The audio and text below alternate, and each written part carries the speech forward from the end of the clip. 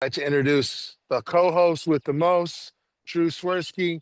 Drew, can I share a little something about you that I just found out? Yeah, sure. So I didn't know this because Drew was way too modest. Y'all, Drew did over 80 million in a single year with a TC. Solo dolo, and then went into production. He's got his own story about this. But give the man his flowers. That is wild, right? I'd be Awesome. talking about that forever. I'd be like, people would get sick of hearing about. Let me tell you about 2020. You know, I would never shut up about it. So when we talk, like Drew is an amazing coach, we talk about that a lot. It's where his heart is, where his passion is. But let me tell you, the man can sell some houses, right? That's He's awesome. he's practiced what he preached. So I'm really Drew, excited.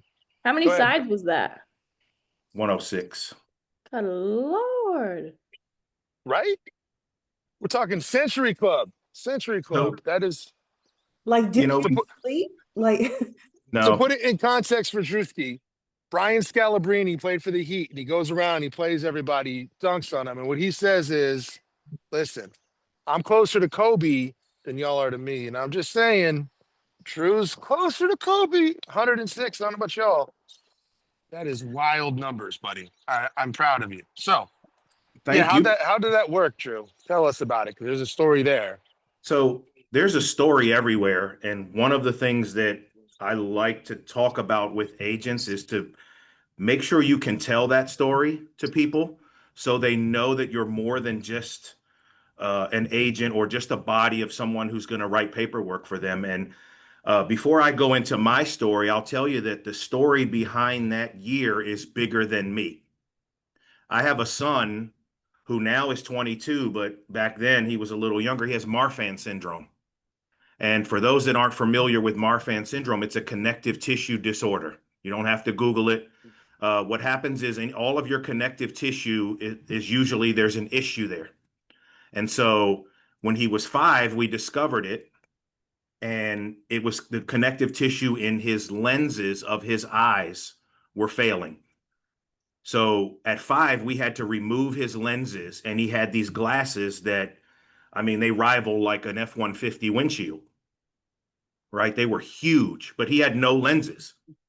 It also affects your heart, the valves in your heart. It affects your fingers. They're usually really, really tall. If you've ever seen a picture of me and my son that has Marfan syndrome, he looks like he's about 7 feet tall and he weighs about 145 pounds. They said Abraham Lincoln may have had it. There was a gentleman, last name Isaiah Austin, who got drafted second to go to the NBA, and then they discovered it and he couldn't play in the NBA. So it's very rare, and it when you see things like this happening to your child, it's pretty painful. And so that year, we're coming up on the age where not only can my son have his eye surgery to fix it, but he also needs 2 new heart valves replaced. And so the surgery at the time to replace these lenses was experimental. And you had to get the lenses somewhere else besides the United States. So I had them flown in from Germany. They were $11,000 a piece. Okay. Day Wow. day before surgery, they find out he can't do it because one of his heart valves is leaking. So now he has to go have open heart surgery to replace 2 heart valves. And so I'm, I mean, we're all real estate agents. Some of us are very lucky to have good health insurance through a spouse, and some of us just are kind of out there getting what we can get our hands on. And our health insurance wasn't the best. And he was 17 at the time. And I said, my son's not going to start his adult life in debt to a medical company, to anyone. So I use this story not as someone I would tell like to my clients, but I use this as my why and my fire. was that my son wasn't going to start his adult life in debt anywhere at all whatsoever. So he had open heart surgery at Fairfax Inova. Everything's great. A month later, he has both lenses replaced.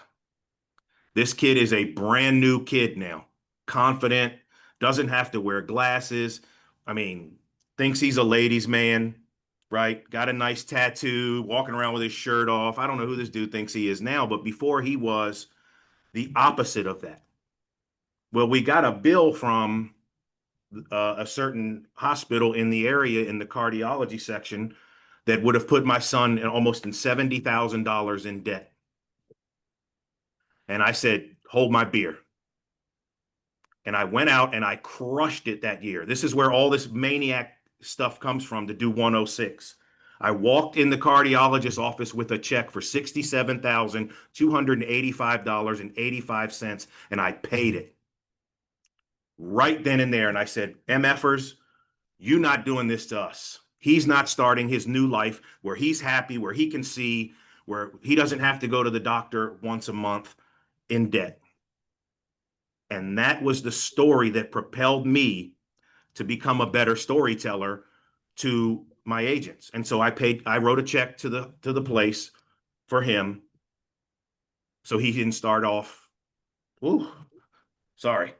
I get a little choked up too, because now I see what we went through from the time he was 5 till he was 17. And then I think of him now, right? There's the story behind that. And right. And what they always say, when the why is big enough, the how is easy. Do you think that it was hard for me to sell all those homes? Hell no. I had 93 octane in my tank every morning I woke up, because I had a reason, because I had a story that was driving me and it was pushing me. And I said, there's no chance in hell. And I'm a single dad. I was a single dad, by the way, at that time. So thank goodness. I wish my dad was on here. My dad would help me take him to appointments if I had appointments. My dad knew I was on the grind, but happy Father's Day to that man. He's the GOAT. He's the Michael Jordan of parenting, right? So there's my story behind that. If you have a reason, nothing can really stop you. And so I said, after that, I told this story one time. I was with Keller Williams. I'm a cultural ambassador, 2019. Mo Anderson asked me to tell this story to a group of all the other cultural ambassadors as to why it drove me. By the way, that same year, I donated 150 backpacks. We fed the homeless. This is to whom much is given, much is expected. And so I told the story to them. And one day I said, you know what? I have to perfect telling my story in this industry and everything I do. I have to, because there is no other industry like ours where you can say, oh shit, I might be in trouble. Let me grind.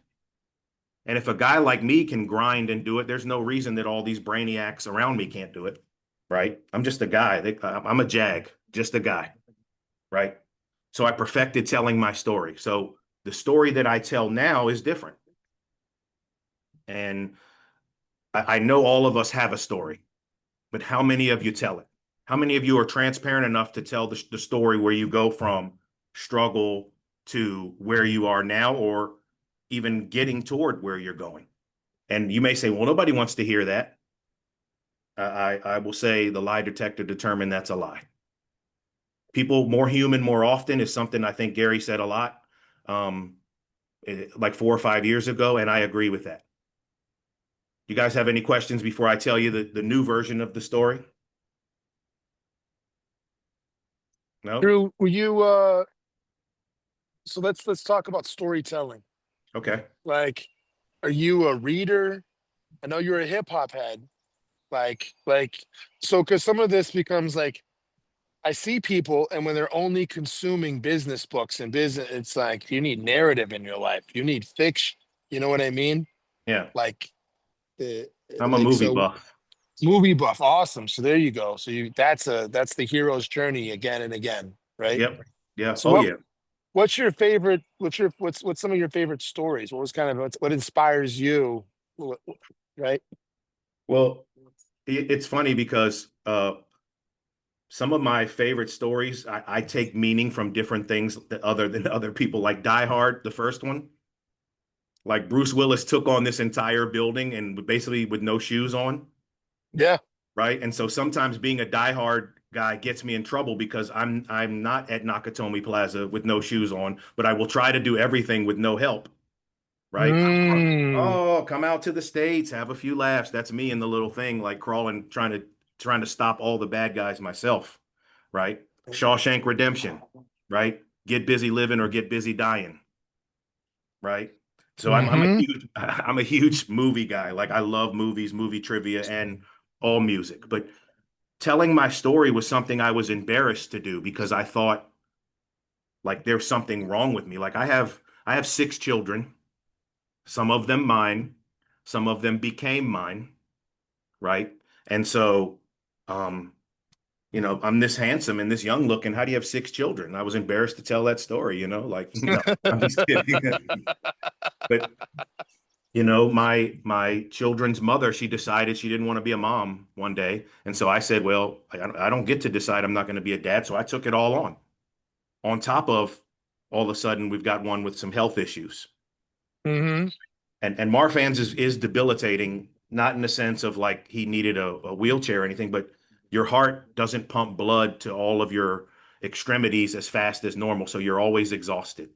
So getting him to Mm. graduate high school was just a feat in itself, right? Because he was always sleeping. I'd always get the call, he's sleeping in class. What are you doing? Then they'd send over the people to our house to do a house visit like I was some, abusive parent. But it was just this, they didn't understand Marfan syndrome.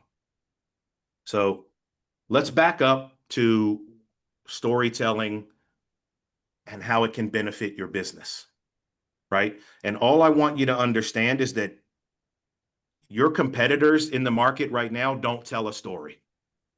Mm. Okay. And I don't mean like competitors, other agents. I mean, people that are trying to take your business from you, they don't have a good story. You ever heard a Redfin story?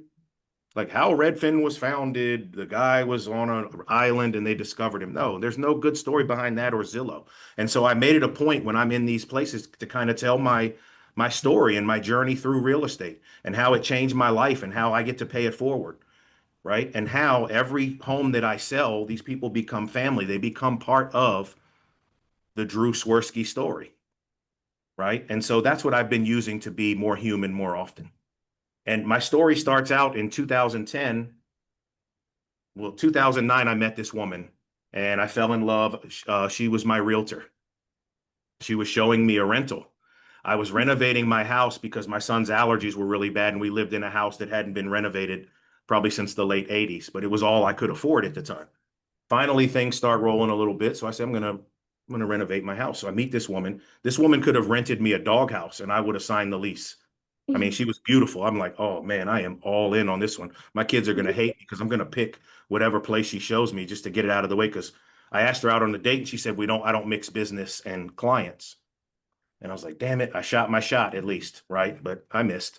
Well, after she rented me the place, we actually started dating and it was great. And in a year, I proposed to her and she said, you know what? I'm a horrible realtor, but you would be an amazing realtor. I watched the way you build relationships with people. I watched the way you talk to people. I need you to meet this gentleman named Steve Gaskins. He's my broker. He's my mentor. I need you to meet him. So I met Steve, immediately hit it off with him. I signed up for the classes and bam, I get my license, but I'm dual career.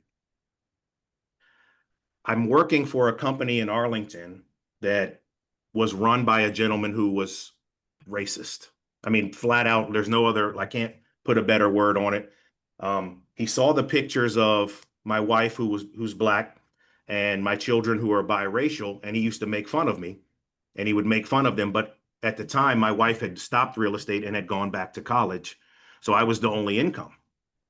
So I took it. But then finally, the year Barack Obama won the presidency, he went nuts and he got really blatant with it and he used the N word in front of me. And I popped up out of my chair and I was like, enough is enough. And I poked my finger in his chest and I said, I don't know who you think you're talking to, but I know that's directed at me and my family. I got fired. I walked into Steve's office and I said, Steve, I was living paycheck to paycheck. I haven't sold a house yet. What do I do? And he said, well, there's two things I can do for you. I can either give you a job or help you find a job, or you can do things my way. I've let you do things your way because you thought you were this big badass salesman. But real estate's different. You do things my way for the next 90 days. If I don't get you a deal or two, I'll either find you a job or give you a job. Deal? And I said, absolutely. In 4 weeks, I had 4 homes under contract for $2.7 million, all by shifting my mindset and doing things the way others had done it before me. And he always used to say, you can see further by standing on the shoulders of others. And the one thing I love about this room that we're in is there are some big shoulders you can stand on, right? So after that, I remember being at the 4th settlement. I don't remember my clients' names. I remember it was somewhere in Woodbridge, but I don't know which title company or anything. But I remember saying to myself, one day I'm going to do for others what he just did for me. And that is the story that I tell all the new agents that had come in my world, that I'm here to pay it forward. And when I'm on a meeting with an agent that potentially may join my team or my group, that's the exact story I share. And like after that, my journey goes totally haywire. I have the big year at 106. The next year, we acquire another market center in Kingstown, and they don't have anybody there to help run it. And so me thinking, hey, this is my chance to pay it forward. I stopped the lucrative real estate business that I had just created, right? If you do 106 deals and 70% of them are happy with you, how many referrals could you get the next year? But me, I decide I'm going over there and be the productivity coach. So I was the productivity coach over there, and I took the program from 0 to 40 million the first year. I grew the market center by 65 agents in the middle of the second year. And then the team leader decided, I'm out of here. This sucks. I hate this job.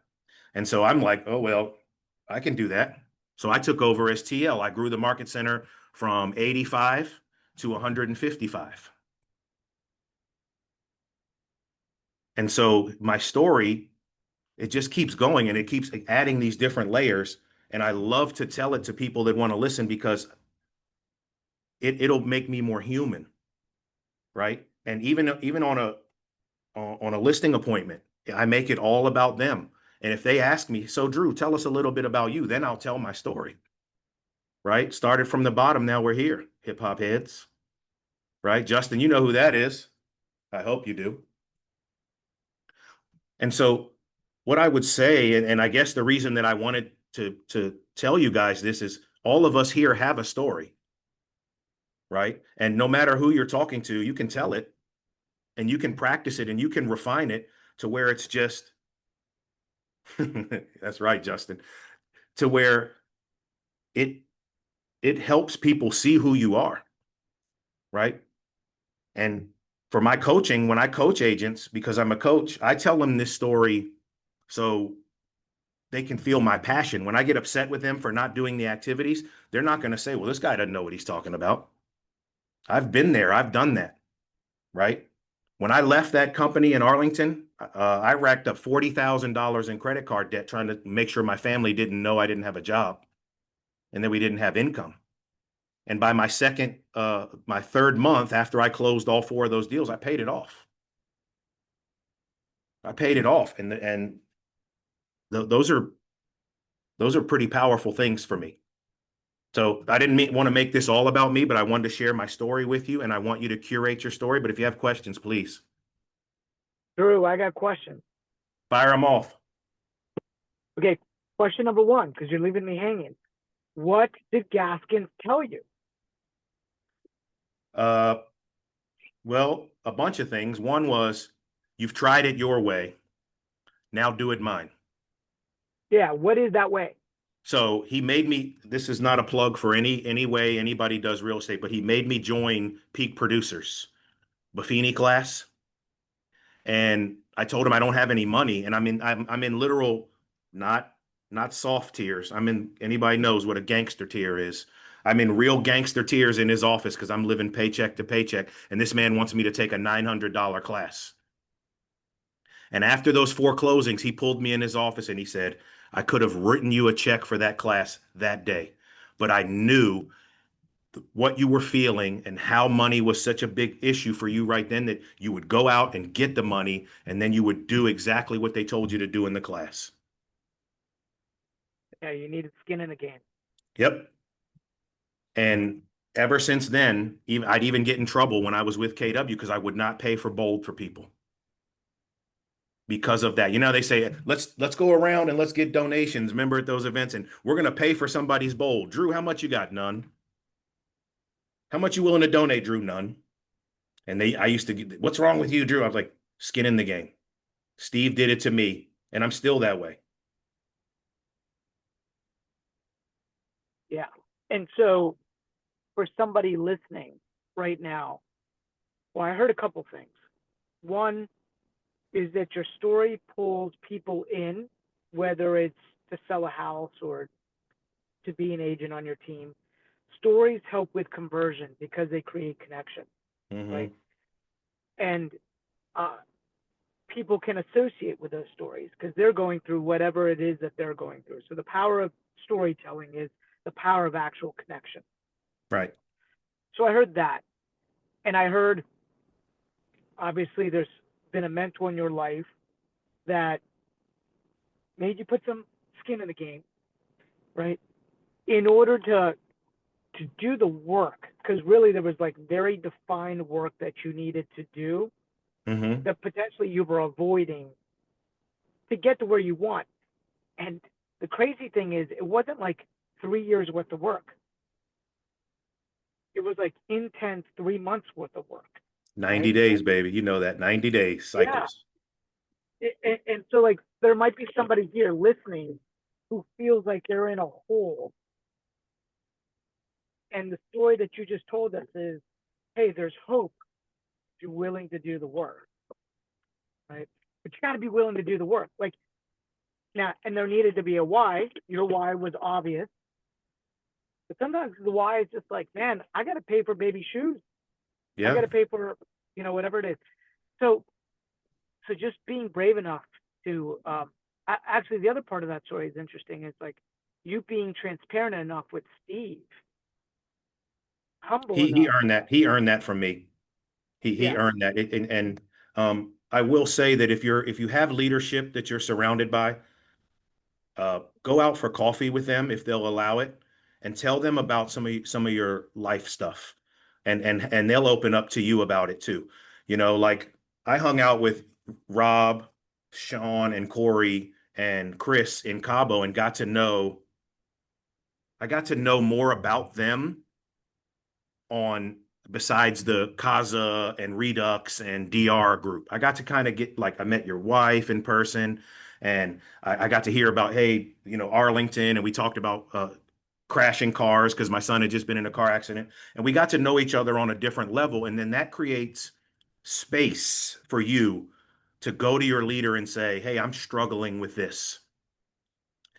Because I can guarantee you that your leader has struggled with it as well.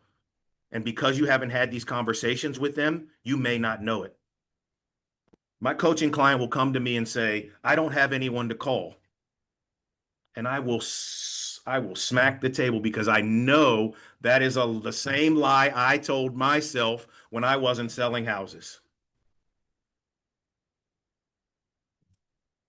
We create transparency. I feel like Rob and I could go out for coffee right now and I can say, hey, Rob, check this out. And it'd be no problem. We could have a different conversation besides flips and sales and Casa and DR and all that. But you have to open yourself up to that space. Well, We did this exercise. We did this exercise last week, Drew, in Knoxville at our mid-year advance, which was, what's the story that you're telling yourself that's holding you back? And I made everybody stand up and tell that story. Oh man, it got emotional, bro. Big time. It got emotional. It got emotional.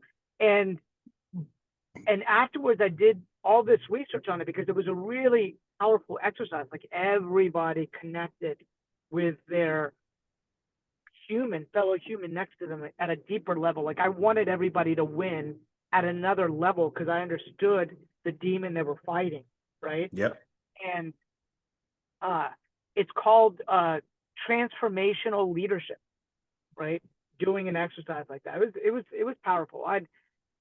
Google did all this research around it. I would encourage that exercise if you're a team leader right now. You know, what's the story that you're telling yourself that you believe is holding you back? You will definitely open up the waterfalls for that one. One of my favorite questions on a attracting appointment is, tell me something about you that no one knows. Like me, if someone asked me that, when I first started watching The Walking Dead, I thought zombies were really coming. Like that, if somebody asked me that question, I love The Walking Dead. I'm a huge Walking Dead mark. And then I was on Twitter and the CDC was doing a zombie readiness prepared thing as a joke. And I was like, oh my God, the zombies are coming. So I was like, that's something I'll tell about me. I really thought the zombies were coming. But like you can share things about you that no one knows and it'll break the ice. And 10% of all of my compensation from selling a home goes to Marfan syndrome research. And before I have the compensation discussion with one of my potential clients or my clients, I let them know that. Hey guys, just so you know, as we read through this and we go through our listing appointment, I want you to know I do donate 10% of my compensation to Marfan syndrome. And they kind of turn their head, what's Marfan syndrome?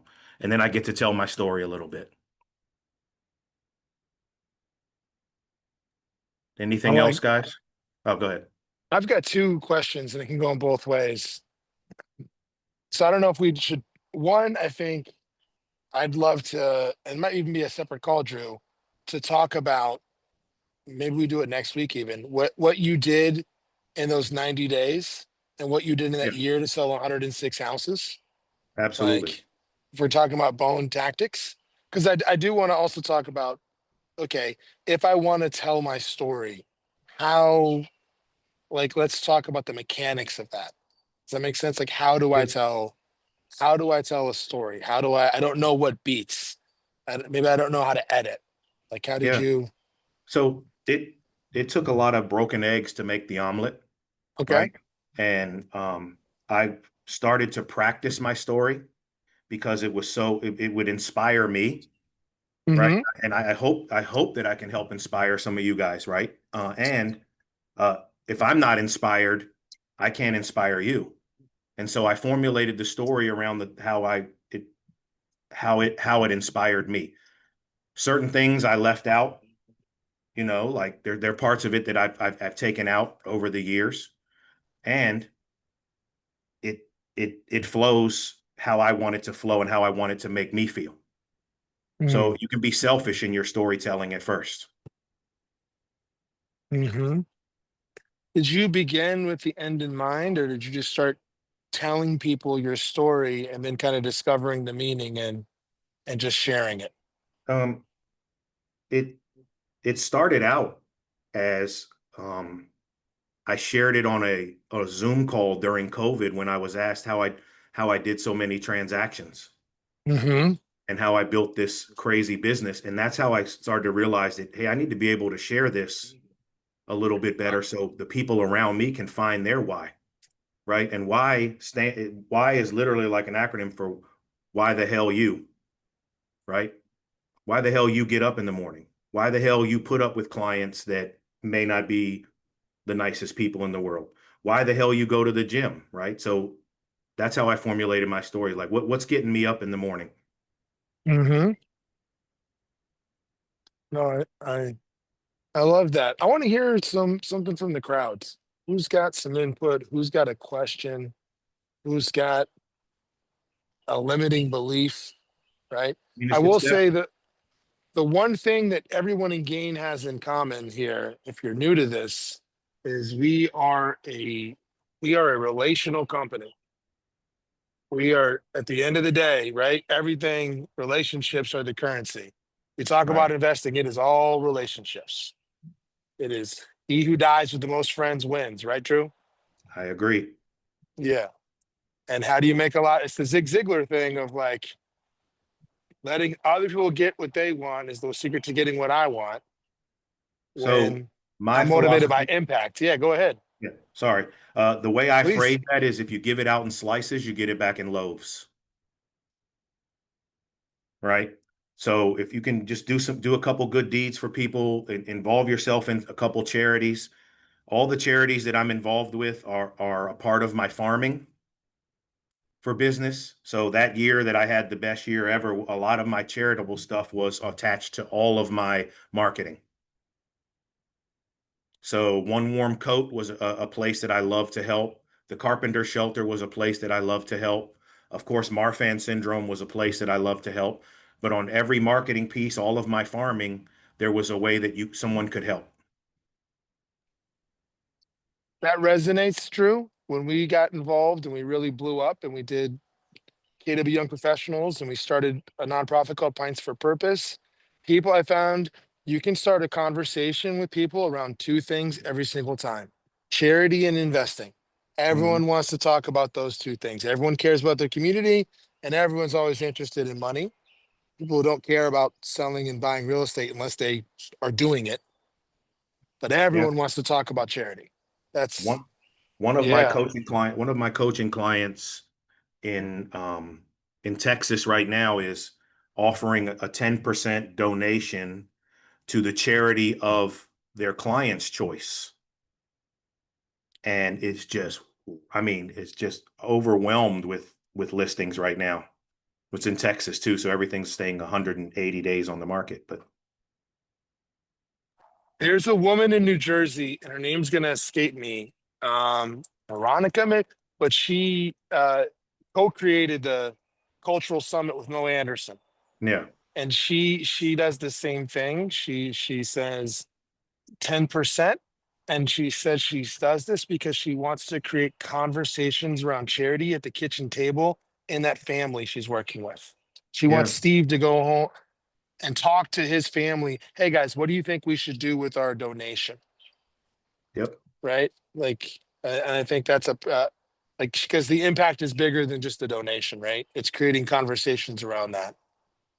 yeah. No, I love that. And I understand why no one's chiming in to speak up because I just dumped a lot on you guys, and every time I tell this story on a platform and someone says, "Hey, you guys got anything?" the room is quiet because that's a lot to dump on someone at 9 o'clock in the morning.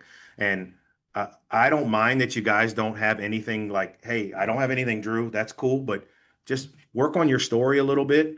More human, more often is going to get you past some of those other places that are trying to come after your compensation. And so I just encourage you. We all have one. We all started somewhere. We all gave something up to be here, right? So I encourage you to figure that out. Drew, what did you do in that 90 days to get four deals? I did an open house. I did 5 open houses a week. I started doing them during the week. I actually cleaned up my database and had 100% database health. You guys know what that is. That's full name, cell phone, address, email address, birthday, and home anniversary. That'll get you to 100%. I was consistent with my marketing every month. And the open house is where I just killed it. I mean, I was averaging 4 deals from one open house. Love it. Okay, so there we go. There's the formula, right? Yeah. The success leaves clues. Drew just did everything, and he got four deals in that. Yeah, Yeah, it's Yeah, just focused do the effort. yes. It's focused effort. It's not trying to do 80 things. It's doing 2 to 3 things really, really well. Yeah. yep. And Um, and all of us could do an open house. It's whether you do an effective one or not. Like I had done open houses before and I would show up at 10 to 1, unlock the door, sit there with my legs crossed till somebody came in. And I was like, man, excuse my language, this is bullshit. Right? Like, let me market this thing starting on Monday. Let me not take one that has a crap that hadn't had a price reduction or that was overpriced. Let me stop thinking that like I'm the cure. I'm not the cure, right? But I can avoid the plague, and I just would avoid all those crappy open houses or avoid just doing them softly, right? I put a lot of work into them, and it just started to show fruit, and then it was crazy after that. But that's another day. So, hey, Drew, Dave Zimmerman. Yes. Love your story, man. Thank you for sharing that. Oh, yeah. My question for you is, how do you determine which story to tell? I mean, I think it's, it's funny because you're saying nobody's got a story. I got a billion of them. So it's like, how do you sort it? You know what's funny is that you'll know, like you'll be having a conversation with someone, whether it's someone you're attracting, or whether it's a listing or a buyer, you'll have the right story to tell. You'll just feel it. For me, it's like success leaves clues. So does failure. Right. And so sometimes I'm like, oh, should I tell this story? It might be too much, and then I won't. Right. So I get it. It's a tough, you'll have to figure it out on the fly. So I'm guessing you have a repertoire of them then. I do. Okay. I do. And we don't have enough time to go over them all. And I can't show you all the bruises.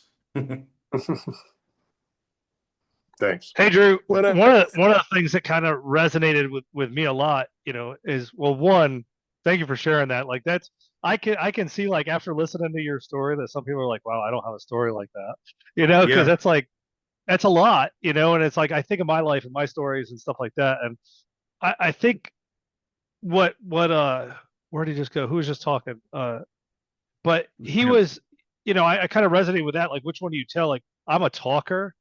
And so, like, I've kind of, like what you just said about, you learn about failure. I think I've kind of gone too far sometimes into stories, or because, like, you sounded so super passionate, especially when you're talking about your son and debt and the struggles he went through and being tired and all those different things. Like, you're a dad, so of course you're super passionate about that. And I think sometimes, like, I've done that before, where I've told part of a story or gotten in my story that I'm super passionate about, and you could hear it in my voice. But sometimes, like, reading the room, it's like, okay, they're not feeling this. So do I need to change stories? Do I need to stop? Do I need to shorten it? Like, Yeah. that's always been kind of the hard part for me to gauge, So I guess. it is. It's tough, and it comes with time and practice. And always remember that it's not about you until they make it about you, and then you have permission. Like, I always, like, if I'm going to tell my story, if we were having a one-on-one conversation, Steve, and we were hanging out, I would ask questions about you, and then if you asked me about my family, then I could dive into that part of my story. Right? Hey, Right. tell me about you, Drew, or hey, how you been? Or right? Like, then I always say, get your permission slip signed before you start talking about you. Yeah. That's always, I'm so passionate. I was an instructor in the Navy and outside the Navy and stuff like that. So it's like, it's always, teach when you talk about investing and charities and real Yeah. estate. It's like, I'm so into teaching and showing and sharing that it's like, I sometimes, push too hard or do that too hard Over. instead of listening. And that's, I know that the number one thing I need to work on is shut up, Steve, and listen. So I was just having this conversation with Rob last week, and I always want people to think of WAIT, right? WAIT stands for why am I talking? Yes. Right. So every time you think you're doing, here, just wait, Drew, wait. Like, why am I talking? And I lean on that very heavy. They definitely work on that. Yeah. It's a Drew, lifelong journey, my I friend. need an email with some Druisms. You dropped like 4 frameworks on us today, which are really good. I will, I watched the I've video never back. heard wait. I've never heard wait before, but that's really, really solid. I think we got a transcript of the video, Drewski. Yeah. So Just wait. Just why am I talking? yeah, All right. that's Well, it's fantastic. 9:15, guys. All right. I like that the coach is the only one that's ever ended on time. He's got a system. Thank you. You're welcome. You're welcome. We got things to do and stories to tell. Drew, that was Practice. incredible, man. I really Yeah, and appreciate of course. you. It's the quiet ones. It's the quiet ones. Yeah, thank you, man. Of course. All And if right. you guys have my contact info, if you want to practice telling your story or run it by me, and I'd love to hear them. Like I'm passionate about it. That's why I don't want to talk about 106. I want to talk about stories.